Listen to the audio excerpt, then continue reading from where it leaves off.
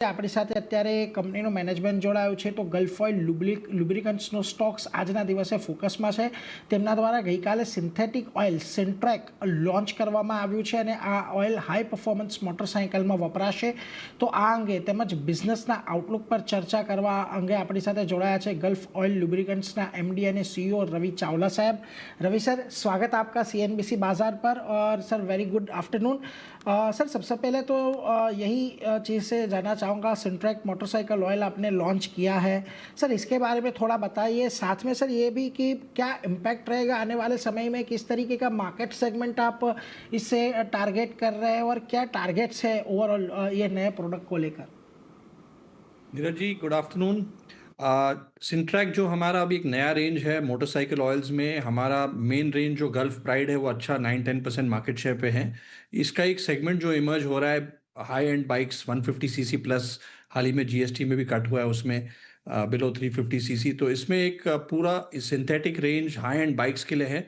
जैसे आपको पता है इंडिया में काफ़ी पेनिट्रेशन भी व्हीकल्स की बढ़ रही है टू व्हीलर्स में, और हाई एंड बाइक्स की भी अच्छी मार्केट शेयर गेन हो रही है. तो ये पूरा रेंज अब इसको केटर करेगा और उम्मीद है कि जैसे हमारा 9-10% मार्केट शेयर है ओवरऑल मोटरसाइकिल में, इस हाई एंड में हमारा मार्केट शेयर इस रेंज के द्वारा हम और बढ़ा सकेंगे और इसकी डिस्ट्रीब्यूशन बढ़ाएंगे और इसका प्रचार भी करेंगे. तो एक इंडिया बाइक वीक जो एक बड़ा इवेंट है उसने हमने लास्ट मंथ में उसमें काफ़ी अच्छा लॉन्च हुआ है और उम्मीद है कि ये प्रोडक्ट हमारे को मार्केट शेयर गेन देगा इस सेगमेंट में.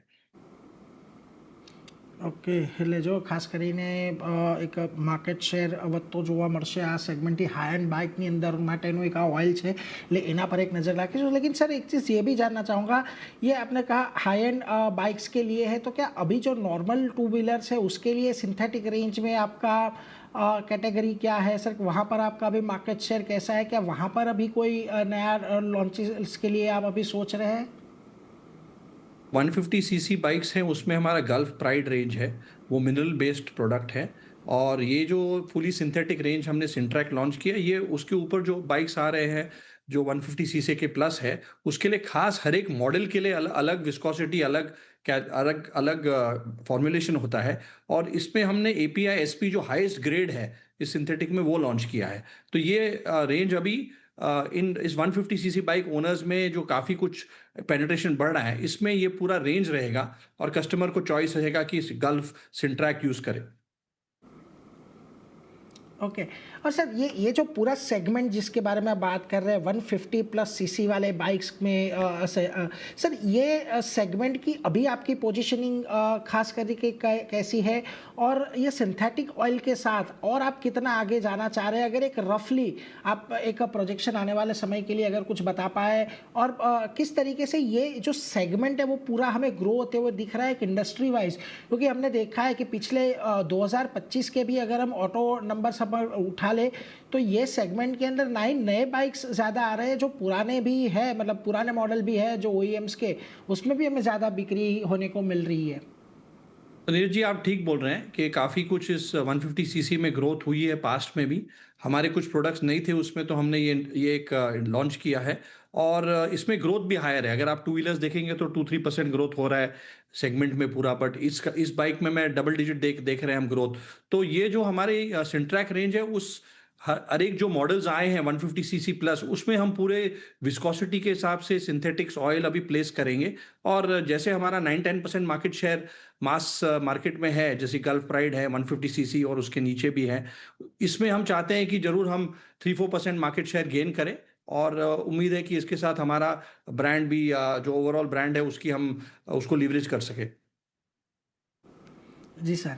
सर ये तो हो गई बात आपके जो नए लॉन्च है उसके बारे में. सर थोड़ा सा और एक ओवरऑल एक इंडस्ट्री पर्सपेक्टिव में आपसे जानना चाहूँगा कि 2025 एक ऐसा साल रहा है कि जहाँ पर हमें क्रूड ऑयल के प्राइसेस थोड़े कूल ऑफ होते हुए दिखे हैं, और आज की तारीख में हम लोग ऑनली $61-62 के आसपास ब्रेंट है.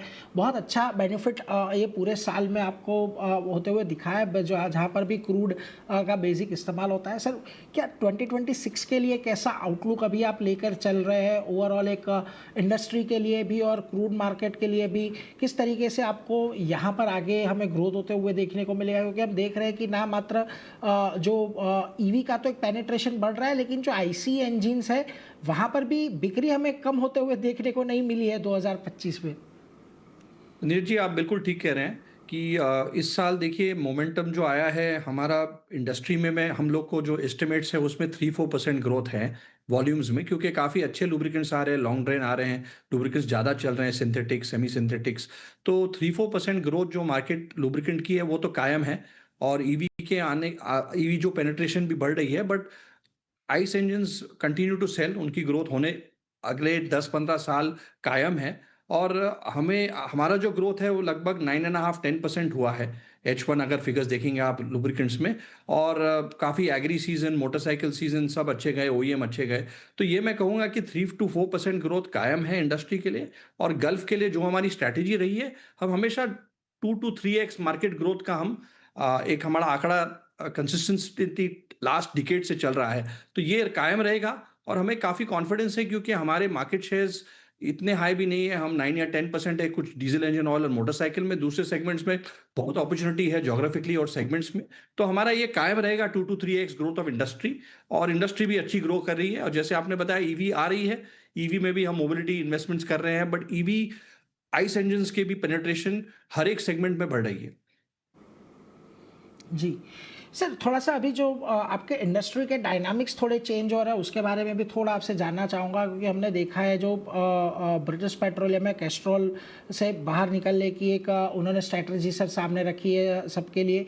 सर इसका इंडियन लुब्रिकेंट मार्केट के ऊपर कितना इम्पैक्ट आते हुए दिखेगा?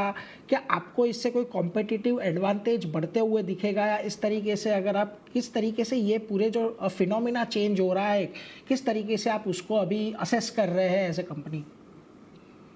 देखिए, इंडियन मार्केट अभी लुब्रिकेंट मार्केट जो है विश्व में नंबर 3 पे है।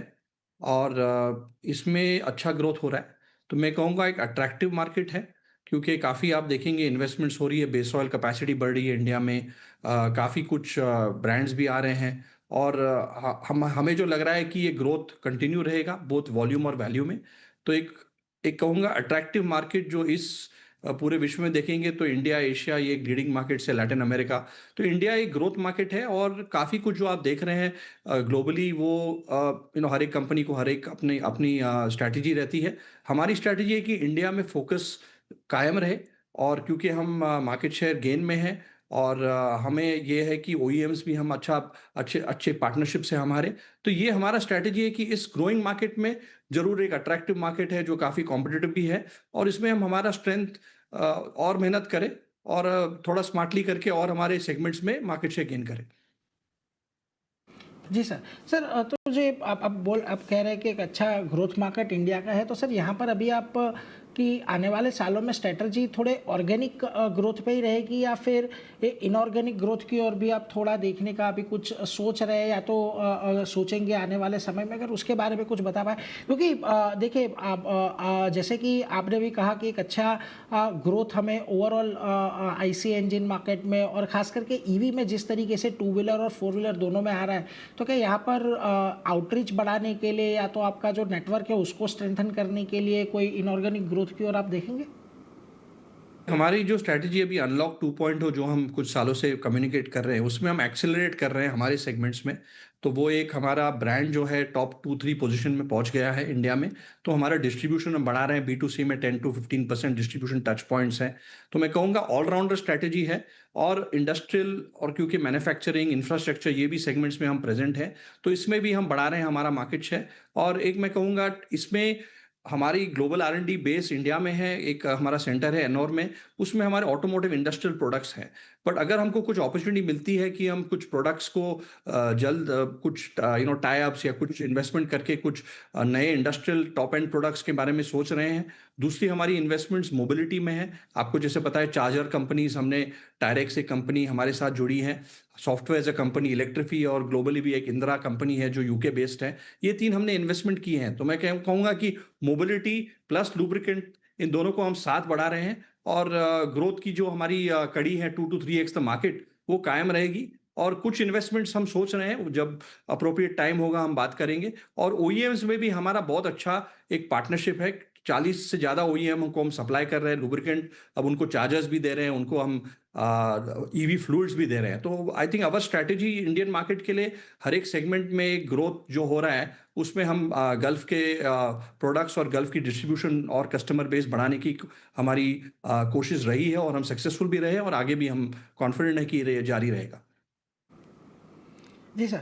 सर आपने जो ट्रांसमिशन टायरेक्स ट्रांसमिशन वाली बात की, जहाँ पर आप ईवी मोबिलिटी को एक बढ़ावा देने के लिए आपने इन्वेस्टमेंट किया हुआ, और मुझे ध्यान है लगभग पिछले महीने और उसके थोड़े पहले आपने थोड़ा उसके अंदर स्टेक भी बढ़ाया है। सर वहाँ पर किस तरीके का पेनिट्रेशन अभी आपको देखने को मिल रहा है, कैसी डिमांड आ रही है?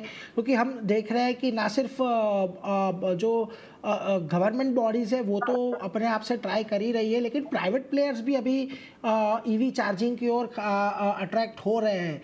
तो सर किस तरीके का वहाँ पर अभी डेवलपमेंट हो रहा है, कैसे डिमांड है, किस तरीके से आपकी अभी प्रेजेंस मार्केट में है? तो जैसे आप देखेंगे जो पेनिट्रेशन है ईवी का, अगर हम आंकड़े देखेंगे कि पूरा H1 अगर फर्स्ट हाफ ले ले, जो आंकड़े हैं हमारे पास, टू व्हीलर्स में लगभग 5.9% पेनिट्रेशन है, थ्री व्हीलर्स में काफ़ी हाई है, 50% प्लस है, पैसेंजर व्हीकल्स में लगभग 2.5% है, और बसेस में 4.5% है। तो ये जो ईवी व्हीकल्स आ रही हैं फुली इलेक्ट्रिक, उनके लिए हम ईवी फ्लूइड देते हैं। प्लस जैसे आपने बताया चार्जिंग में, तो बसेस में टायरेक्स जो कंपनी हमारे साथ जुड़ी है, उनको अच्छा शेयर था, 8 to 10% मार्केट शेयर। अब हमको ये भी है कि हर एक जो बस आ रही है, 1 out of 4 बसेस टायरेक्स का चार्जर लगता है, और चार्जिंग पॉइंट्स भी बढ़ रहे हैं। डीसी चार्जर जो फास्ट चार्जर है, और एसी चार्जर, स्लो चार्जर, हम काफ़ी कंपनियों को भी एसी चार्जर भी दे रहे हैं। तो ये मैं कहूँगा एक फेज़ है जिसमें ग्रोथ डेफिनेटली हो रहा है, और इसमें हम पार्टिसिपेट कर रहे हैं चार्जर्स के साथ। हमारे कुछ रिलेशंस हैं ओईएम्स के साथ, इंफ्रास्ट्रक्चर कस्टमर्स का, उसको भी लीवरेज करेंगे। और साथ ही साथ हम एक software as a service company हमारे पास इलेक्ट्रिफी, वो भी हम इसके साथ में कहूँगा एक प्लेटफॉर्म है हमारे पास। और ये इन्वेस्टमेंट्स हैं जिसे हम इस सेगमेंट में भी एक गल्फ ब्रांड और टायरेक्स ब्रांड जो हमारी टेक्नोलॉजी है उसको आगे बढ़ा रहे हैं। जी सर। सर एक चीज़ और भी जानना चाहूँगा, आपका मैं Q2 का प्रेजेंटेशन देख रहा था, एडब्ल्यू इको फ्रेंडली जो आपका मिक्सचर है उसके बारे में मैं पढ़ रहा था। वो प्रोडक्ट भी आपका बहुत ही अच्छी तरीके से ग्रो कर रहा है, पिछले 3-4 सालों में अच्छा एक आपको वॉल्यूम ग्रोथ यहाँ पर दिखा है। सर ये किस तरीके का यूनिक प्रोडक्ट है, अगर उसके बारे में थोड़ा बता पाए, और सीवी इंडस्ट्री में किस तरीके से ये थोड़ा गेम चेंजर रहा है? देखिए सर, ये जैसे आपको पता है कि इन्वायरमेंट के लिए हर एक व्हीकल को एक नॉर्म्स रहता है एमिशंस का। तो ये BS4 जो डीजल इंजन्स बनते हैं इंडिया में, उसमें ये जो सोल्यूशन है, इसको हम कहते हैं कि SCR और EGR टेक्नोलॉजी के द्वारा इंजन में जो एक एडिशनल टेक्नोलॉजी है, जिससे एमिशंस हम साफ करके एमिट करते हैं। तो ये एडब्लू जो है एक टैंक है ट्रक में और डीजल इंजन में, जो ये एमिट करता है एक प्योरीफाइड वाटर, और इसमें यूरिया लगता है, ऑटोमेटिव यूरिया, बहुत हाई कॉन्सेंट्रेटेड रहता है। तो वो एक फ्लो करके उस एमिशन को कंट्रोल करता है। BS4 में कुछ मैन्युफैक्चरर्स ने इसको अडॉप्ट किया, BS6 में से ये कंपलसरी है। तो ये ग्रोथ रहा है, क्योंकि हम डीजल इंजन ऑयल सेगमेंट में काफ़ी हमारे OEMs भी है, और हमारा रेंज भी अच्छा है, उसमें काफ़ी मार्केट शेयर भी है उसमें। तो ये एक मैं कहूँगा सप्लीमेंट्री प्रोडक्ट, डिस्ट्रीब्यूशन, क्वालिटी और हमारे टच पॉइंट्स के लिए एक रिक्वायरमेंट था, और इसमें हमने कई सालों पहले प्लांट हमने शुरुआत की थी, बट लास्ट 4 ईयर्स में जैसे आप बता रहे थे अच्छी ग्रोथ हुई है। इस साल भी डबल डिजिट ग्रोथ हो रही है। बट हम हाई क्वालिटी और एक अच्छे डिस्ट्रीब्यूशन, पैन इंडिया हमारा नेटवर्क है मैन्युफैक्चरिंग के लिए भी, इसके लिए कुछ टोल ब्लेंडर्स है, कुछ हमारे प्लांट्स हैं। तो ये एक अच्छी प्रोडक्ट है जो एनवायरनमेंट के लिए बहुत ज़रूरी है, और BS6 के बाद में तो ये एक मैं कहूँगा मैंडेटरी है। और इसका डिस्ट्रीब्यूशन और इसकी क्वालिटी के हिसाब से हम हमारे ब्रांड के साथ इसको हमारे कस्टमर्स को पहुंचा रहे हैं, और हमारा डिस्ट्रीब्यूशन मॉडल भी काफ़ी यूनिक है, टच पॉइंट्स हमारे काफ़ी है। तो ये एक अच्छी ग्रोथ है, मैं कहूँगा एक सप्लीमेंट्री प्रोडक्ट जो इन्वायरमेंट के लिए भी बहुत ही बढ़िया है। जी sir, on that note sir, thank you very much हमारे साथ जुड़ने के लिए। आपके जो नए लॉन्चेस पे आपने हमारे साथ इंसाइट शेयर किया, और हम आशा रखेंगे कि इसको भी अच्छे आपके आने वाले टाइम में आपको इसका भी फ़ायदा मिले, और हम इसी तरीके से सर आपसे आने वाले जो क्वार्टर के रिजल्ट है उसके बाद भी सर बात कर पाएँ। Thank you very much Ravi sir हमारे साथ जुड़ने के लिए। धन्यवाद नीरज जी। તો જુઓ ખાસ કરીને ગલ્ફ ઓઇલ આપણી સાથે અત્યારે જોડાયા હતા. એમણે એક નવા પ્રોડક્ટનું લોન્ચ કર્યું છે. એને લઈને ખાસ કરીને 150 સીસીથી વધારેની જે બાઇક છે ત્યાં આગળ તેમણે માર્કેટ શેર ગેઇન કરવા માટેની એક આ સ્ટ્રેટર્જી તેઓ લાવ્યા છે. એના પર પણ એક ખાસ ધ્યાન રાખતા રહીશું. આજના દિવસે થોડોક એક પોઝિટિવિટી સાથે કામકાજ અહીંયા ચાલી રહ્યું છે. વેલ, સમય થઈ રહ્યો છે